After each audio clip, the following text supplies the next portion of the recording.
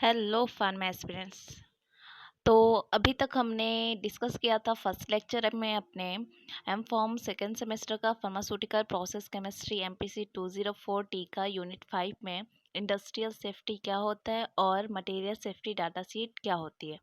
तो आज हम डिस्कस करने जा रहे हैं मटेरियल सेफ्टी डाटा शीट में जितने भी सेक्शंस आते हैं उन सबको इंक्लूड किया गया है। तो देखिए यहाँ पे टोटल 16 में 16 सेक्शन यहाँ पर हैं। तो यहाँ पे हम इंडिविजुअली हर एक सेक्शन को स्टडी करेंगे कि हर एक सेक्शन में क्या क्या गाइडलाइंस दिए हुए हैं, क्या क्या इसमें हमें देखना होता है, क्या क्या सारी चीज़ प्रॉब्लम जो होती है, सारी प्रॉब्लम्स आ रही हैं उनमें क्या क्या चीज़ें हमें यहाँ पे सेफ्टी के लिए क्या गाइडलाइंस है, ये सारी चीज़ें यहाँ पर हमें देखनी है और पढ़नी है। ठीक, तो देखिए फर्स्ट सेक्शन में क्या आता है, chemical product and company identification. Second में कंपोजिशन इंफॉर्मेशन और इंग्रेडिएंट। थर्ड में हजार्ड आइडेंटिफिकेशन। फोर्थ में first aid measures. Fifth fire fighting measures. Six accidental release measures. Seven handling and storage. 8 exposure control and personal protection. 9 physical and chemical properties. 10 stability and chemical properties. 11 toxicological information. 12 ecological information. 13 disposal consideration. 14 transport information. 15 regulatory information and 16 पर कुछ others information को include किया जाएगा।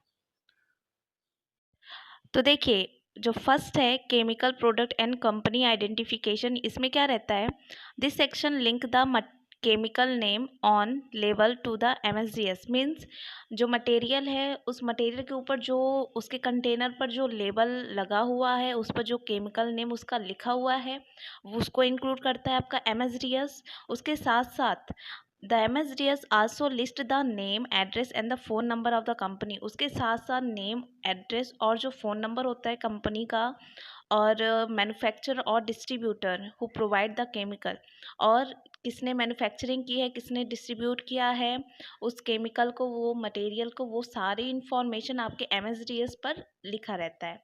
Okay,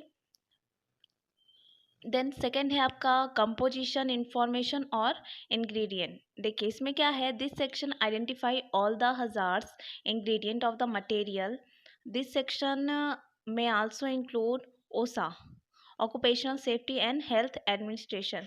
means इसमें क्या होता है कि उस इंग्रेडिएंट के उस मटेरियल से कौन सा हजार्ड्स हो सकता है वो सारी चीज़ें यहाँ पर इंक्लूड की जाती है, वो सारी चीज़ें इसमें उस MSDS में इसमें लिखा रहता है। ठीक है, और ये जो सेक्शन होता है वो मेनली ओसा को इंक्लूड करता है, occupational safety and health administration. Next आ जाता है आपका हजार्ड्स आइडेंटिफिकेशन। मीन्स जैसे होता है कि कभी कभी कुछ ऐसे केमिकल्स होते हैं जो कि डेंजरस होते हैं, तो उसके जो बॉटल होती है उस पर लिखा होता है कि इट इज़ डेंजरस। मीन्स यहाँ पे देखिए आप कुछ वहाँ पे आपको साइन ऐसे बने हुए दिखाई देते होंगे। तो ये सारी चीज़ें भी आपके MSDS में इंक्लूड की जाती हैं। देन आपका फोर्थ है first aid measures. First aid measures में क्या है, this section describe possible first aid procedure for each route of entry. The procedure is easily understand by every individual. Means जैसे अगर कोई मटेरियल है या फिर कोई उसके थ्रू कौन सा प्रॉब्लम आया, कोई मान के चलिए अगर बर्न हो गया है किसी मटेरियल के थ्रू, तो उसके लिए क्या फर्स्ट एड होगा, क्या प्रोसीजर होगा, क्या स्टेप्स उसमें अप्लाई किए जाएंगे, वो सारी चीज़ें यहाँ पर इंक्लूड की जाती है। Okay, then fire fighting measure. This section describe information on the fire explosive properties of material, extinguishing items and general fire fighting instruction. Means fire से रिलेटेड, मीन्स क्या किस तरीके से आपको चीज़ें मैनेज करनी है, अगर मटेरियल आपका फायर टाइप का, एक्सप्लोसिव टाइप का है तो फिर उसकी हैंडलिंग कैसे करनी है, ये सारी इंफॉर्मेशन इसमें MSDS में आपके इंक्लूड की जाती है। ओके, देन नेक्स्ट आ जाता है आपका एक्सीडेंटल रिलीज मेजर। मीन्स अगर आपका जो मटेरियल है वो एक्सीडेंटली मीन्स अचानक से या फिर गलती से किसी कारण से वो ओपन हो जाता है या रिलीज़ हो जा रहा है, तो फिर जो प्रॉब्लम आ रही है तो उसको हम कैसे हैंडल करेंगे वो भी इसमें इंक्लूड की जाती है। देखिए, this section give information on how response when a material spill, leak और इट रिलीज। मीन्स अगर आपका जो मटेरियल है वो रिलीज़ हो जा रही है या फिर लीक आउट हो रहा है तो फिर उसके लिए क्या गाइडलाइंस होनी चाहिए, किस तरीके से हमें हैंडल करना है, वो सारी इन्फॉर्मेशन यहाँ पर लिखी होती है। ठीक है, हैंडलिंग एंड स्टोरेज, हैंडलिंग और स्टोरेज हम कैसे करेंगे उस मटेरियल का, उसके बारे में यहाँ पर लिखा होता है। This section discuss information on handling and storage of the material. Okay, general warning to prevent over exposure, handling procedure and hygiene instruction to prevent contamination. Means यहाँ पे क्या है कि हैंडलिंग और स्टोरेज से रिलेटेड तो इन्फॉर्मेशन रहता ही है, लेकिन उसके साथ साथ कुछ वहाँ पे वार्निंग भी रहती है, क्या हाइजीन कंडीशन होना चाहिए, हैंडलिंग का क्या प्रोसीजर होना चाहिए, और क्या कौन कौन से यहाँ पे प्रोसीजर को अप्लाई करें कि कंटामिनेशन होने के चांसेस ना हो, ये सारी चीज़ें वहाँ पे इंक्लूड की जाती है। ओके, नेक्स्ट आ जाते हैं exposure control and personal protection. देखिए, इसमें क्या है कि एक्सपोजर कंट्रोल मीन्स अगर कोई प्रॉब्लम जैसे मटेरियल है जो कि किसी हज़ार्ड्स टाइप का है या फिर ऐसा कोई केमिकल है जो कि गैसेस नेचर का है, अगर लीक आउट हो रहा है और वहाँ पे पर्सनल है तो उनकी हेल्थ के लिए तो इंजरियस होगा ही। ठीक, तो यहाँ पे क्या है कि इन सब चीज़ों को देखते हुए कि पर्सनल की हेल्थ पर कोई इफ़ेक्ट ना पड़े, यहाँ पर भी कुछ गाइडलाइंस होती हैं, कुछ चीज़ें यहाँ पे होती हैं, प्रोवाइड की जाती हैं, ताकि जो हमारे पर्सनल हैं उनकी हेल्थ को कोई प्रॉब्लम ना हो। देखिए, यहाँ पे क्या लिखा है, this section discuss the necessary personal protective should be consider. जैसे जो पर्सनल वहाँ पे वर्क कर रहे हैं, जो वर्कर वहाँ पे वर्क कर रहे हैं, तो उनके प्रोटेक्शन के लिए भी यहाँ पे कुछ गाइडलाइंस दिए जाते हैं, जैसे उनकी आइस को कवर करो, फेस को कवर करो, स्किन प्रोटेक्शन, ये सारी चीज़ें वहाँ पे दी जाती है ताकि कोई किसी मटेरियल से अगर कोई एक्सपोजर हो रहा है तो उसको हम रिड्यूस कर सकें। देन नेक्स्ट आ जाते हैं फिजिकल एंड केमिकल प्रॉपर्टीज़। ये मेनली जो केमिकल या कोई जो मटेरियल है उसकी फिजिकल और केमिकल प्रॉपर्टीज़ को इंक्लूड करता है। देन नेक्स्ट है स्टेबिलिटी एंड रिएक्टिविटी।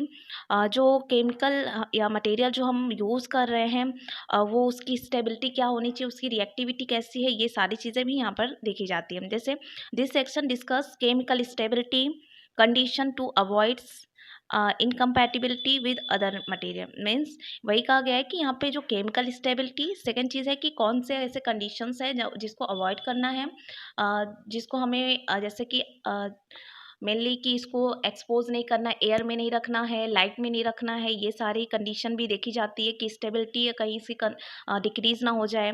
और दूसरी चीज़ तो ये है कि अदर मटेरियल के साथ में इसको नहीं रखना है क्योंकि हो सकता है कि वहाँ पे चांसेस कंटामिनेशन के हो जाएँ, तो ये सारे इश्यूज़ भी देखे जाते हैं, तो इसको भी इंक्लूड किया जाता है। नेक्स्ट चीज़ आ जाती है आपकी टॉक्सिकोलॉजिकल इन्फॉर्मेशन। टॉक्सिकोलॉजिकल मतलब होता है टॉक्सिक टाइप का। मीन्स इसमें क्या है, this section discuss data use to determine the hazards that are given in section 3 hazard identification. अभी तक जो हमने सेक्शन 3 में पढ़ा था हजार्ड आइडेंटिफिकेशन, मीन्स उसमें हमने देखा था कि कुछ ऐसे साइन थे, वहाँ पे कुछ ऐसे सिंबल्स थे, जिससे कि क्या था कि हमें पता चल जा रहा था कि ये साइन जो है, जैसे क्या होता है कि कोई चीज़ डेंजरस होती है तो वहाँ पर एक कट का निशान होता है, मीन्स वहाँ पे क्रॉस का जो साइन होता है वो मेनली वहाँ पे देखने को मिलता है।